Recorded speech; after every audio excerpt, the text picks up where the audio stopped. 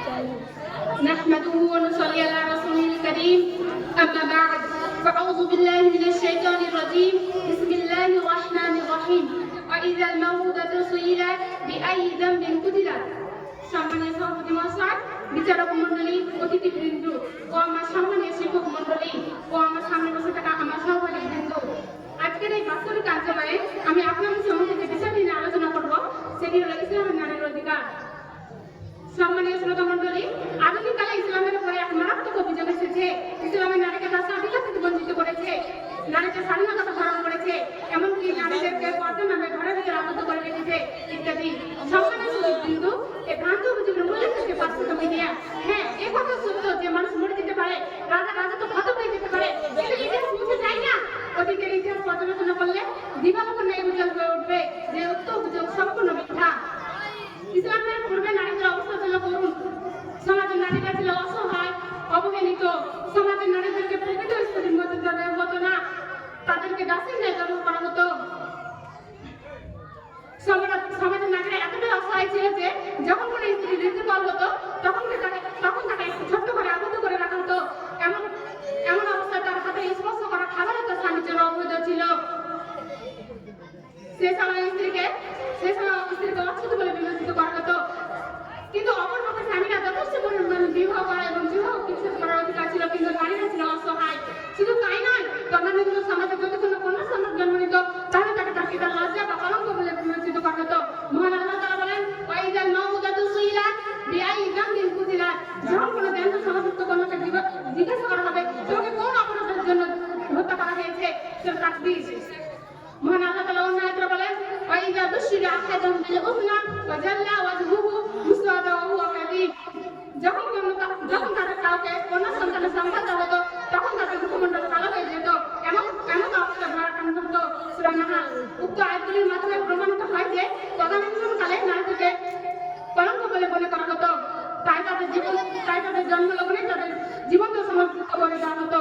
শুধু তাই নয়, ভারতের নারীকেও নারীদেরকে তার স্বামীর সঙ্গে জীবন্ত দগ্ধ করা হতো।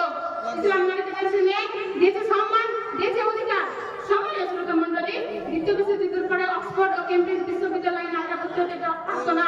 1868 সালে নারীরা লন্ডনে পরীক্ষা দেওয়ার অধিকার পেত না।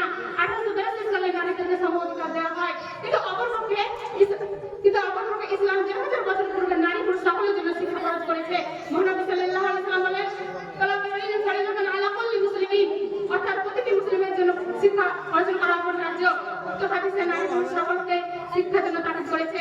সম্মানীয় উপস্থিতি, 1000 বছর পূর্বে নারী স্ত্রীকে খোলা তালাকের অধিকার দিয়েছে, কিন্তু যারা ইসলামের বিরুদ্ধে মিথ্যা অভিযোগ দাঁড় করেছে তাদের ধর্মে কোনো তালাকের বিধান নেই।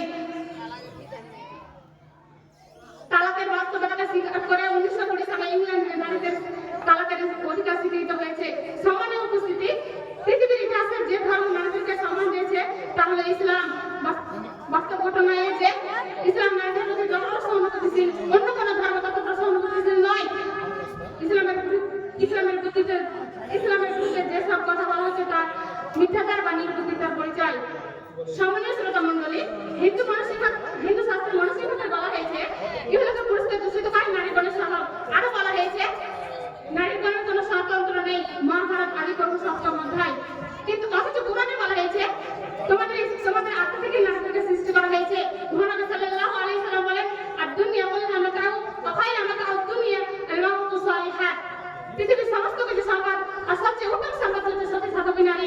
গ্রেট লাইফ অ্যান্ড শর্ট গ্রন্থে বলা হয়েছে সভ্যতার যুগে প্লেটোরা যে সমস্ত চিন্তাবিদরা মত প্রকাশ করেছেন যে নারীদেরকে শিক্ষার বিমুখ করে সম্পূর্ণরূপে পুরুষের দাসীতে পরিণত করতে হবে এবং ঘরের ভিতরে আবদ্ধ করে রাখতে হবে।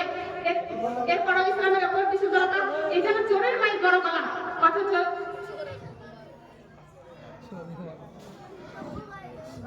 ইসলামের নারীকে পুরুষের চাইতে বেশি অধিকার দিয়েছে।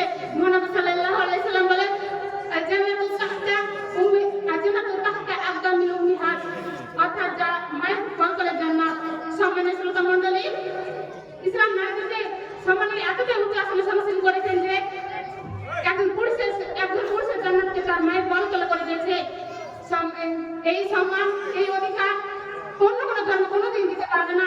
এই সম্মান এই অধিকার কিয়ামত পর্যন্ত অন্য কোনো ধর্ম নারীদেরকে দিবে না। পরিশেষে আল্লাহর কাছে এই দোয়া করি যে ও আল্লাহ তাআলা তুমি আমাদেরকে ইসলাম বোঝার তৌফিক দান করো এবং আমাদেরকে এবং নারীদেরকে যথাযথ সম্মান ও অধিকার দেওয়ার তৌফিক দান করো। আসসালামু আলাইকুম। মাশাআল্লাহ।